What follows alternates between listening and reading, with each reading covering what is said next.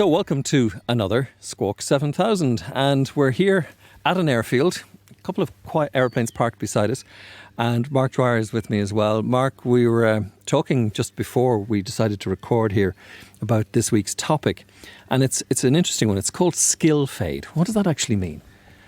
Well, basically, it's when, if you don't use your skills, they tend to fade over time. So if you think about driving a car, you go away on holidays, you haven't driven for a couple of weeks, and you get back in your car and, you have trouble with the clutch or something like that. Same thing with an airplane. And if you think about how little we fly, I think an average PPL might do 12, 15, 20 hours per year. That's not a huge amount of flying for the amount of skills that are there. So if you don't use your skills over time, they will degrade. And I think we've seen over the past 2 years with COVID that there has been elements of skill fade out there where we've seen an increase in accident levels, particularly in the landing phase. Yeah, we'll talk about that specifically because, as you say, the landing phase seems to be the one that's catching people out. So we're talking about two kinds of pilots, I suppose, really, in this particular episode. The ones who are part of a club, where at least there'll be some level of monitoring, I presume, goes on in terms of people's currency. And then there's the people who own their own aircraft or are flying a group. Yeah, absolutely. So in most organisations, there will be an element of oversight, whether that's regulatory or the clubs themselves have decided to do some oversight. Maybe it's worth taking a look at the legal definition to start with. So in order to carry passengers in a single engine piston aircraft, you need to do at least 3 takeoffs and landings within the previous 90 days.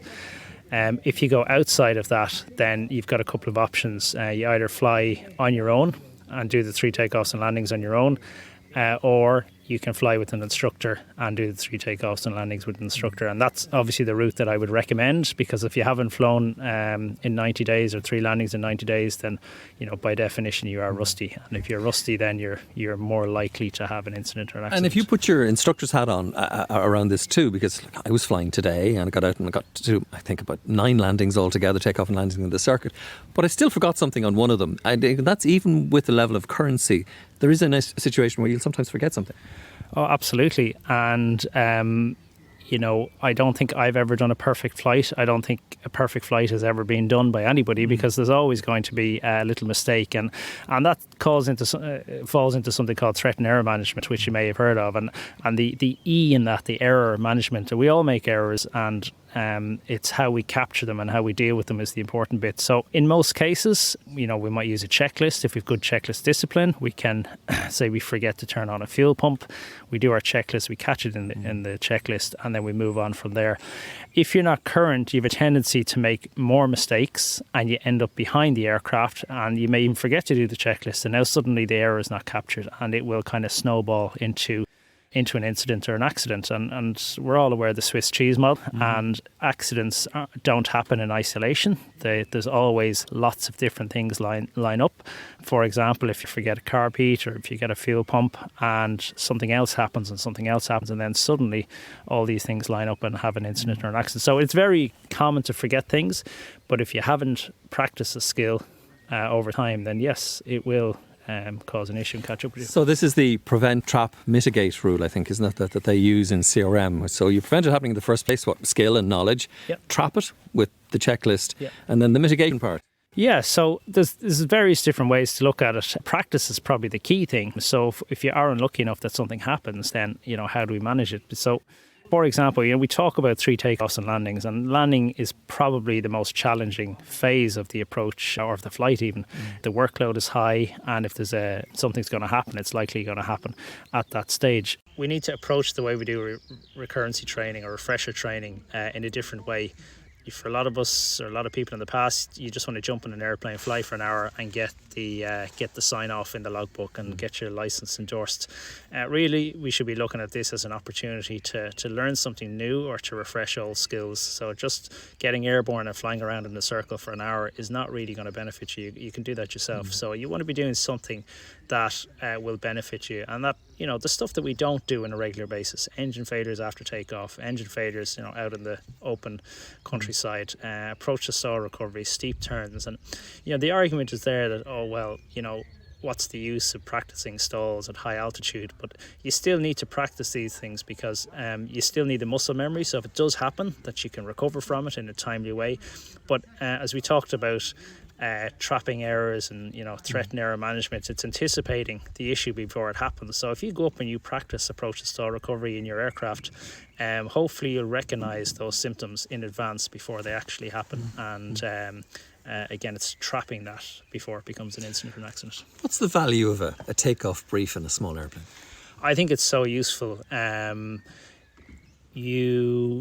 It's like everything. It's like being current. So if you've just spoken through, or you've talked through, and even if I'm flying on my own, I'll talk through it out loud.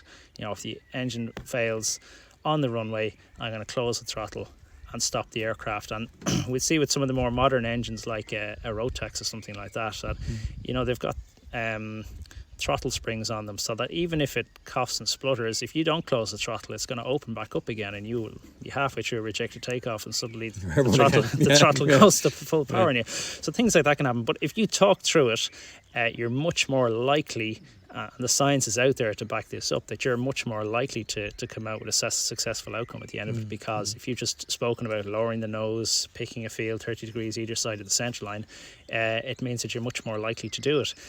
If you didn't do that and you didn't practice a safety brief, well, when was the last time you talked about an engine failure after takeoff? It could be on your PPF flight test. It could have been even before that. So it's important to have these things fresh in your mind, because when they do happen, the workload goes so high that you won't have time to think about it. It needs to be sitting there in the back of your, in the front of your memory. You mentioned at the beginning of our chat, that the landing, the number of incidents or accidents that have been in over the COVID period or around that, all come back to this landing phase. Were you able to extract anything from that?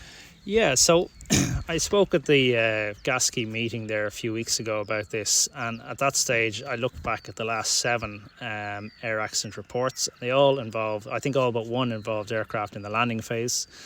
And actually this week there's been another one published in the landing phase again. And sadly, luckily no injuries, but sadly involved the aircraft being written off. So why did they happen? Well, anytime you do a landing, it's the longest time since you've last done a landing. So that's one way to look at it. But everything's happening at the same time. You've got, you're descending, you're slow, you're going to be most susceptible to wind gusts close to the ground, be it mechanical turbulence and other types of crosswinds and things like that. So there's a lot going on. The workload is high, and if it goes wrong, it tends to go wrong quite quickly. So again, it comes back to this idea of threat and error management. If you know there's a crosswind, if you know the runway is short, if you know there's something, you can anticipate it in advance. Where if you don't stay ahead of the airplane, you're only a passenger effectively. And unfortunately, I think, not to comment on those accidents in particular, but certainly at the landing phase, there's a tendency for the pilot to get a little bit behind the aircraft, and sometimes they pull it off, and that's just pure luck. But eventually, that will catch up with you.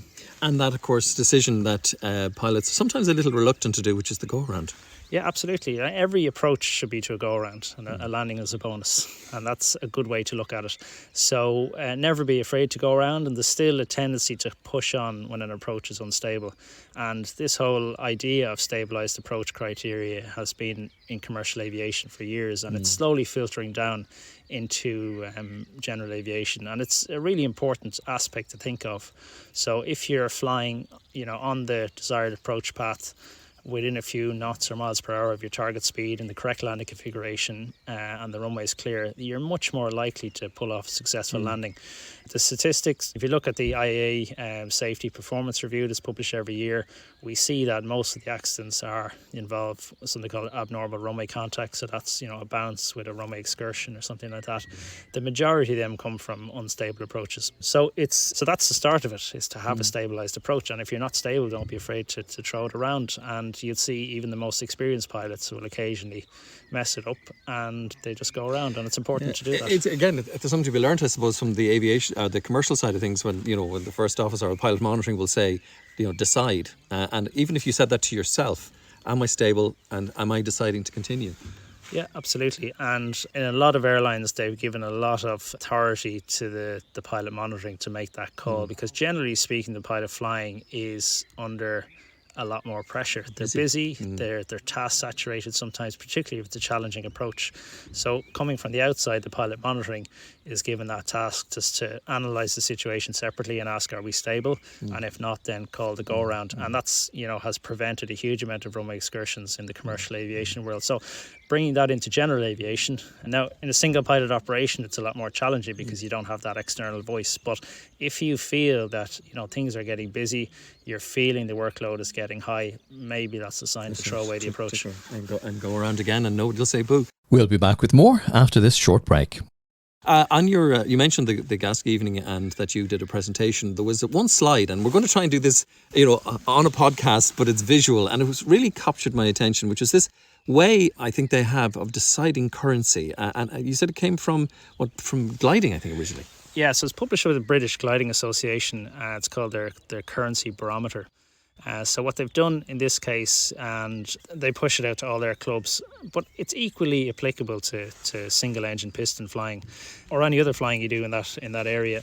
So effectively, they've got three colours, red, yellow, green. On the left hand side, they've got the number of hours you've flown in the last year, and on the right hand side, the number they have launches, but in our case, takeoffs and landings.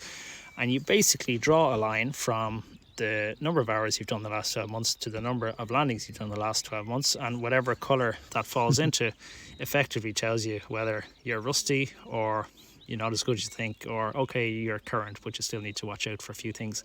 And interestingly, when I was doing the research for that presentation, I plotted the legal limits onto it, and the legal limits actually have you in the red zone. So just by complying with the minimum legal requirements to keep a single engine piston rating current means you are rusty. So by definition, you really need to be doing more flying than that. So that's quite an important thing to think about. Yeah, and I think the challenge is, as you said, with an airplane starting up beside us now here, which is good, somebody's keeping current, is that, as you say, the minimum requirements are not actually really going to keep you comfortable in your own right. Absolutely. I would encourage pilots to get out and fly as much as possible. And worth noting that coming out of COVID, I think a lot of people are even less current than they have been in the past, because there was a long break. And for me personally, in 15 or 18 years of flying, it was the longest point I went without any flying, either privately or commercially. So I wasn't unique in that. It happened to a lot of other people as well. So I think it was reasonably well managed, the return to flying in most operations. But we did see a spike in accidents last year. There's like this, and the AEIU reports are coming out now, and I'm aware of, I think there was already 2 accidents this year that involve hull write-offs. So it's something that as a community we really need to be aware of, and we really need to think about staying more current, practicing more, and try staying in the air a little bit longer. There is a tendency too, I think, for pilots, maybe I'm just reflecting on my own flying as well, for you to get into a kind of a rut of flying where you tend to you fly to the same place, or you go out and you do a few circuits, whatever the case may be. You would probably suggest people should stretch themselves a little bit too.